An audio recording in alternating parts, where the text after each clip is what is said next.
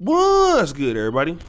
It's your boy, O'Shea Duke Jackson, back at it again with another episode of The Celebrity Jump.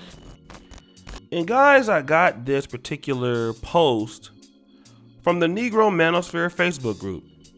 And for those of you who wants to join our group, check out the first comment pinned to the top. You can click the link and request to join. It does go down in there, not like the last group, but it get active. So if you want to get in, I'll approve you. And I saw this particular screenshot you're looking at right now for a brother. And the screenshot says, why African women choose a white man over an African man.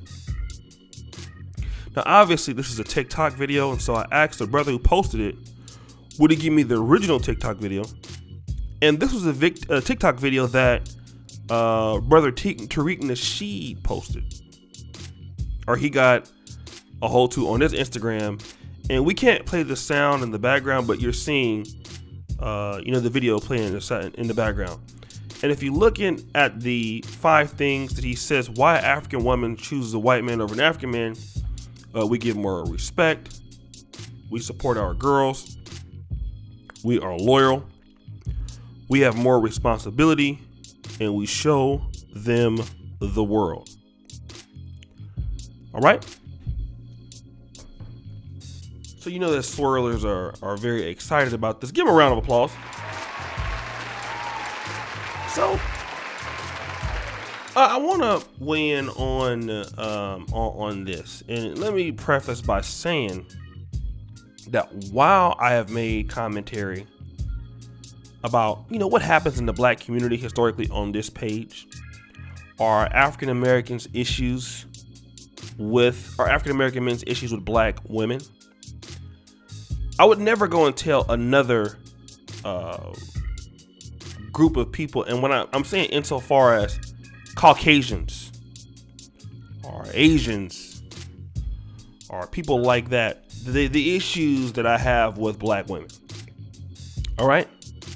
Because although I may have my issues with African American women or black women or African women, that's my preference. So if I ever were to talk to a person that was, white or Asian, I'm not even going to have that discussion with them because it's simply not none of their business. And you're probably wondering why I'm saying that. Well, what I believe happens here is a lot of times when you have even black men or black women, when you get disgusted with your people, then you go and you tell other groups of people about your problems with people in your race.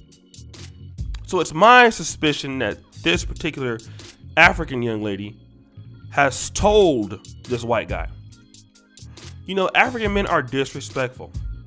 African men do not support black women. African men cheat. African men don't take any responsibility. And I've never been out of the country. I'm still, I've never done anything. So then you have this guy who's probably doing some business in Africa. And, a lot of times, and I've noticed this, a lot of times I've come across Caucasians on the continent, even on the internet. I've had a little bit of a back and forth with one guy in particular who they think that they're entitled to Africa. A lot of white people that come to the continent, obviously don't get me wrong, you have some people who are, very nice and they're there for their missions. But then you do have the kinds of people there that really feel like they are better than the people that are there. If you look at this white guy, obviously, why African women choose a white man. So English isn't his first language. I would probably believe he's not necessarily so wealthy, probably just average, but he thinks that he's better, but so much better that he has to go to Africa and get a woman. And I know that's saying something, but you couldn't go to anywhere in Europe. It's different for a black man if you're going to, let's say to African American, you go get a woman from Uganda, you get her from Ghana. It's a little bit more acceptable, but you're so valued less in your own society. You can't even get a white woman. you know? But more or less, but the biggest issue is she has given him the green light to talk down about her people. And she's in the video. And this is what, some people will call selling out. Now, I want to deal with this because a lot of times you see sisters or even some of you brothers out there who, and some of y'all do, y'all participate in this. You would go to the other races of people, talk about how bad your women are or how bad your men are, and you would cry to the other races. And so when they come out and do something like this, you've basically given them the entitlement to never respect you. Okay? Because some of you guys, there's black men that do this. There's black men that can't wait to go to a white woman and tell them how much they hate black women, how much weave they wear, and how many kids they have. So when you allow people to talk about your group of people, they know that you don't have a community to go back to. So how can they love you? How can they respect you? Right? You beg them pretty much to please get me out of the community that I came from. So they can talk down to you any kind of way. They can treat you any kind of way. Because again, you're the one that gave them the green light to disrespect your people. And this is why you get a lot of entitled white people that come into the black community.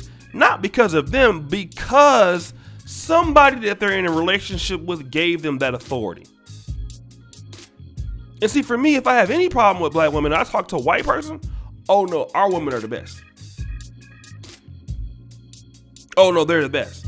I tell these people, what about African American women? They're the best. Yeah, we have the best group of women out there. Because it's about being on code.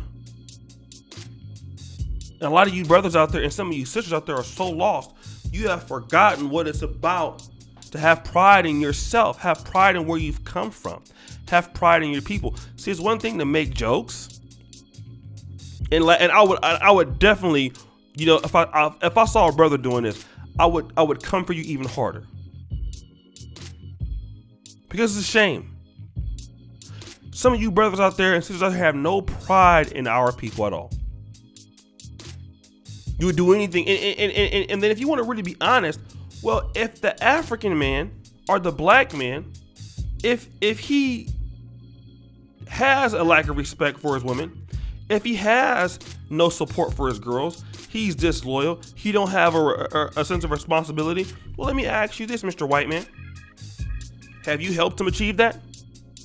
See, the thing is that I see with certain people that go to the continent of Africa or come to the black community and have these discussions is that you've played the role, and I'm talking about those whites who have those speaking tones.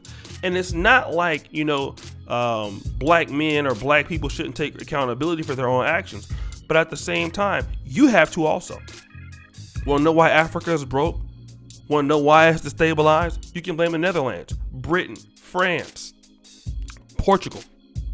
Because maybe if you didn't do a lot of corrupt things to make that black man so destabilized, to make that continent so destabilized,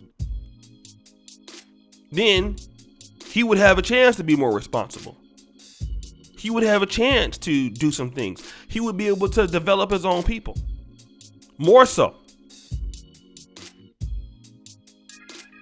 Then you want to come in and say, oh, he's irresponsible, when you have helped him become irresponsible.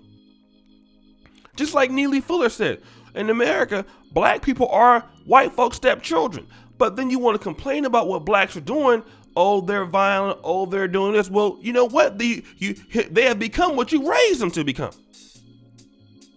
Because when they tried to get it together, you didn't want them to do that. When the Africans tried to do it, you didn't want them to do that. So now you're over here talking about them. When you've helped them achieve where they're at right now.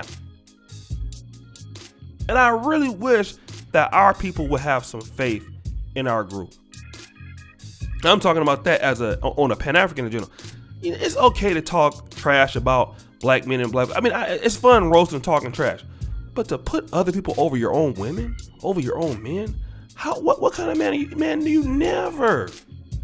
Our black women or black men are just like anybody else.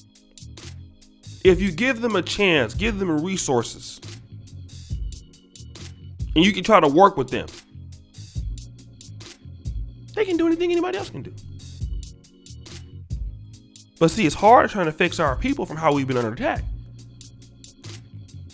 You know what? I think it's sad, but I really want brothers out there. I don't care if you will do date other races and sisters out there. Don't put your people down like that. And guys, it's your boy, O'Shea Duke Jackson, back at it again with another episode of The Celebrity Junk. I really appreciate you for all that you do. Subscribe with the bell. Check out the first comment pinned to the top. And as you know, the buffoonery remains at an all-time high. I'm out.